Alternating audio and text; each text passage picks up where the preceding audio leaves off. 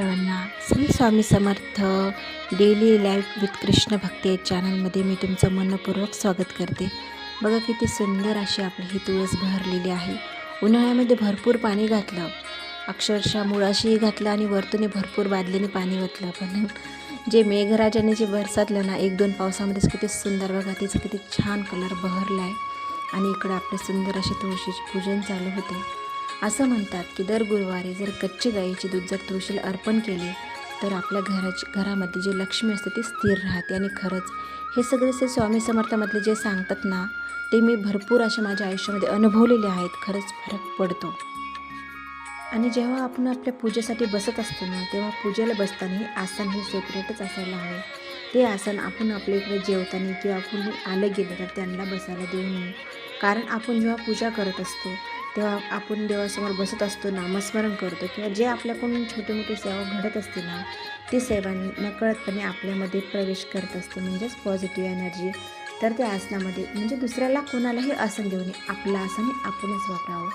किती सुंदर धूप आणि गोगडाने छान असं म्हणजे वास दरवळत होता घरामध्ये। आणि छान असे आपले जसे जमतील ना तसे गोपावले वगैरे स्वस्तिक काढून घेतले। असं म्हणतात की स्वस्तिकामध्ये ब्रह्मा, विष्णू आणि महेश यांचा वास असतो। हे मी केंद्रामध्ये वाचलेलं आहे बघा, हे मी कुठेही माझ्या मनाने सांगत नाही।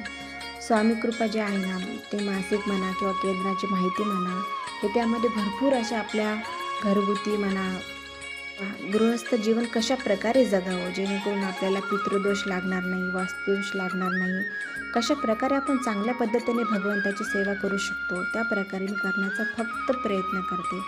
असं नियमित करतेच किंवा मी म्हणजे पाळूच शकते असं नाही होऊ शकत। आणि किती सुंदर बघा संध्याकाळची छान दिवाबत्ती चालली होती बघा। हा 2-3 दिवसांचा एक व्हिडिओ आहे। आणि श्री सुक्त वगैरे पठण लावून गेलं होतं। एक लावलं ना संध्याकाळी की बरोबर छान रामरक्षा कालभैरवाष्टक श्री सुक्तम ॲटोमॅटिक सगळं लागत जातं। आणि किती सुंदर बघा किती छान हा प्रकाश। पाठीमागे जास्त लाईट नाही आहे आमच्या वाड्यामध्ये, पण बघा दिव्याच्या प्रकाशाने किती उजळून निघले सुंदर बेल। आणि शेजारी 2-3 तुळस आहेत, धूप लावले। आणि हा जो संध्याकाळचा व्हिडिओ ना बघा देवघरामध्ये फुलं नाही आहेत, कधी फुलं मिळतात तर कधी मिळत नाहीत। पण जसं असलं ना ते म्हणतात ना सुमन म्हणजे आपलं मनच इतकं सुगंधित असावं आणि ते भगवंताच्या चरणी अर्पण करावं। खरंच त्याच्या एवढं ना पवित्र मन किंवा पवित्र फूल आपण नाही वाहू शकत।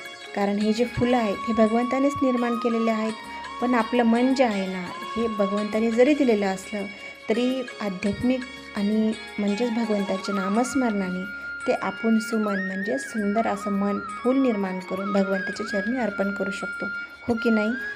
तर किती सुंदर बघा छान भगवंताचा अभिषेक चालू होता। बेलाच्या झाडाखाली छोटी अशी महादेवाची पिंड। आणि खरंच या पावसाळ्यामध्ये खरंच प्रत्येकाने छोटंसं का होईना आपल्या कुंडीमध्ये बेलाचं झाड हे नक्कीच लावायला पाहिजे।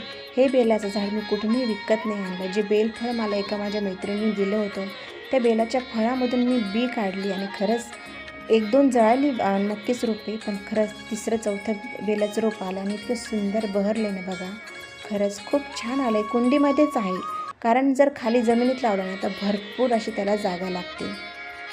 आणि बघा किती सुंदर असं सकाळी सकाळी छान जिऱ्याचं पाणी घेतलं आणि त्यामध्ये लिंबू वगैरे घेतलं आणि याचा जर काढा पिला ना तर आपल्या बायकांसाठी खूप चांगला आहे। आणि आपली किचनची साफसफाई म्हणा हा चालूच राहतो, स्वयंपाक करता करता हे आवरून ठेवणे ते जागच्या जागी ठेवणे। कारण असं करता करताच ना भरपूर कामेही आटकून जातात, कारण नंतर करू म्हणलं ना भरपूर पसारा होतो आणि उभं राहून आपण इतकं थकून जातो ना स्वयंपाक करून नंतर फार कंटाळा येतो। आणि हे बघा स्टीलचे कॅटली घासून ना मला खूप कंटाळा आला होता, म्हणून मी 2 काचेच्या बॉटल छान फ्लिपकार्टवरून ऑनलाईन मागवल्या। खरंच छान निघल्या, खूप छान निघल्या। आणि असं काही आमचं खूप मॉडेल असं किचन नाही आहे, साधं किचन आहे, छोटंसं ओपन किचन आहे। आणि शेजारी जसे 2 बॉटल वगैरे ठेवून घेतल्या, लगेच हाताशी लागलं ना की पटापट सामान घेता येतं। किती सुंदर वाटते बघा पाठीमागच्या खिडकीमधून, खूप छान हिरवगार वाटतंय ना बघा। आता छान आपल्या आषाढ महिना लागणार आहे तर वारकऱ्यांची पालखी निघली बघा। काल रात्रीच म्हणत होते की पालखी ना आळंदीमध्ये अडकली आहे, भरपूर असा आळंदीला पूर आलेला आहे। इंद्रायणीने रुद्र अवतार धारण केला।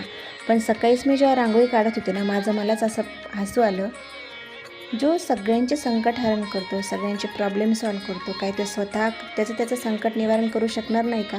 माझं मीच हसले आणि लगेच थोड्या वेळाने आमच्या घरचे म्हणायला लागले, बघ अरे फक्त आळंदीचं मस्त एक पूल रिकामा झाला आहे, म्हणजेच मोकळा झाला आहे, पाणी ओसरलं आहे आणि बघ छान वारी निघली बरं का आळंदीवरून.